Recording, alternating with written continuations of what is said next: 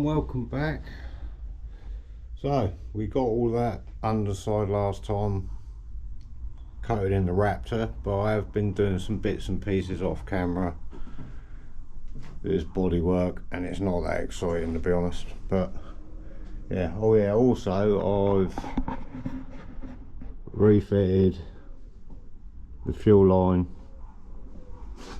and the brake line underneath. We just used some bits of heat shrink on this. I took the end off of the end of the brake line,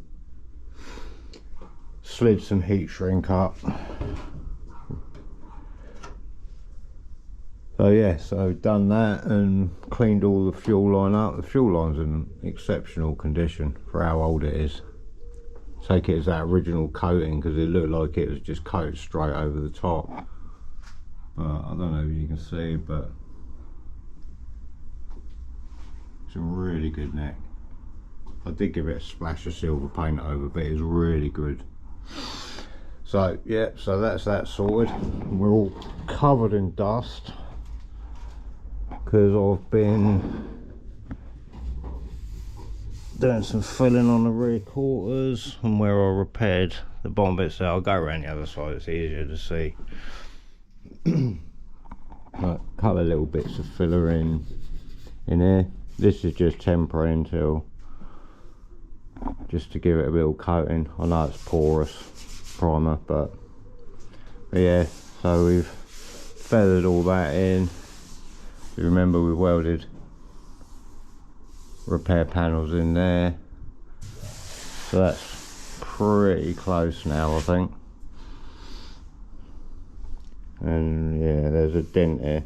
Still got to do a little bit more there. I can still see something not quite right there.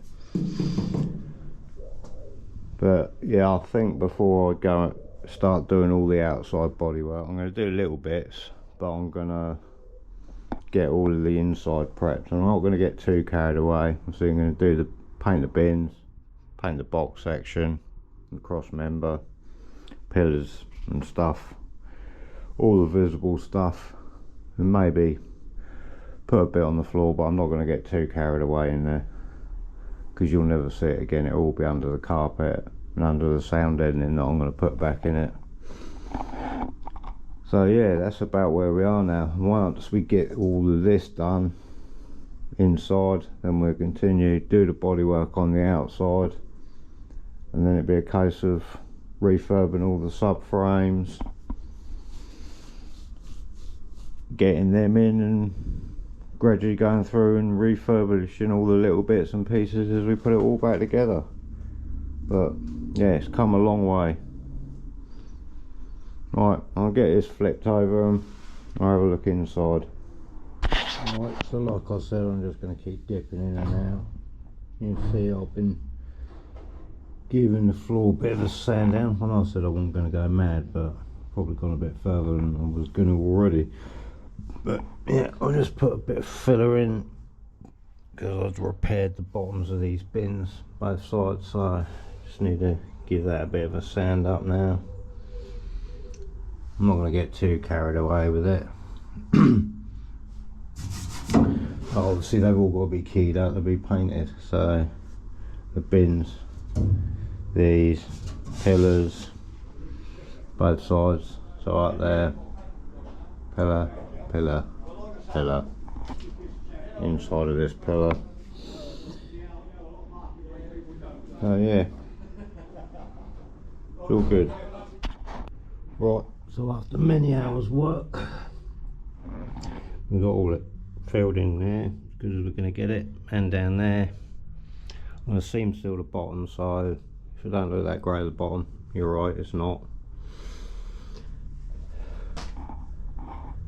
But yeah, I'm going to get all of this painted and epoxy now. I'm not going to do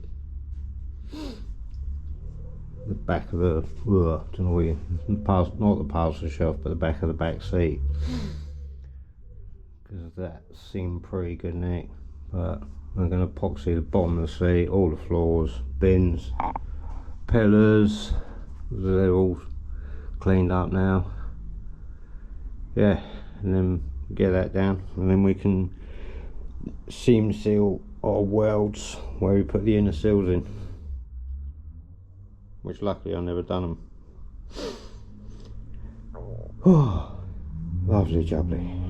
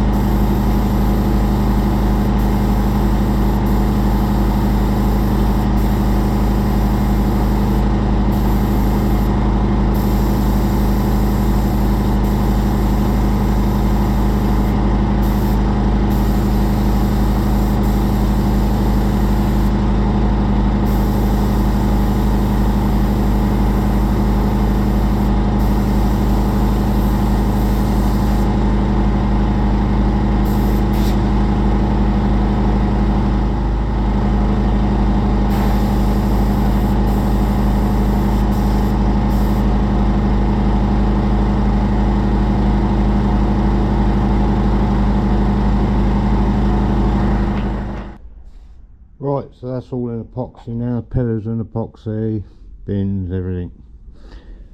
Some of the more eagle-eyed of you would have seen all the crap that blew out of there when I was trying to do it, which is a bit of a pain. Luckily, I've just been over it with an airline. Now it's sort of dried off. I decided the best thing was just to leave it, and with an airline and just running my finger over it, it's come off, so I've managed to get away with it. But it's so difficult. I think what I'm going to do, because I want to seam seal these welds and stuff, is with the stuff that was on this floor, this was all, these gaps was all bunged up anyway, so I think I'm going to seam seal over these, so when I paint in here again, or when I paint all the floor, the air won't blow any rubbish out of there, or it's less likely to. Otherwise we could end up with it in the paint. Right, cool. That don't look too bad anyway. Once again, one colour makes it look a lot better. We've done all there. Like I said, I'm not getting too carried away with this anyway. I've already got more carried away than what I was going to. I did mean to mask them holes up, which I didn't, so hopefully I haven't got too much overspray, but I tried not to. Right, what's the next? Seam sealer next.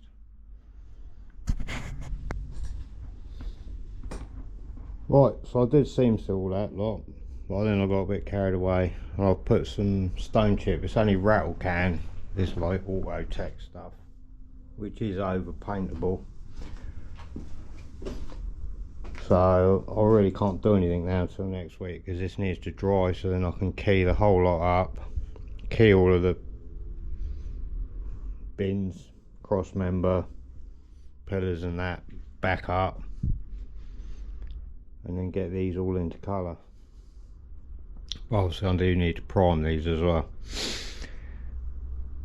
I'm trying to decide whether to rattle can it with this stuff, because it is only inside, or whether to use the high build primer, but I don't know whether I really need to high build it. I might just rattle can it literally in a minute and then I'll come back next week and I'll come back next week and do the final painting inside. This is so long-winded, it takes so long. But yeah, I think that's going to be about it for this video anyway. So I'll come back next week and I'll have either got all of this in primer or I won't. But we will definitely get it in colour next time.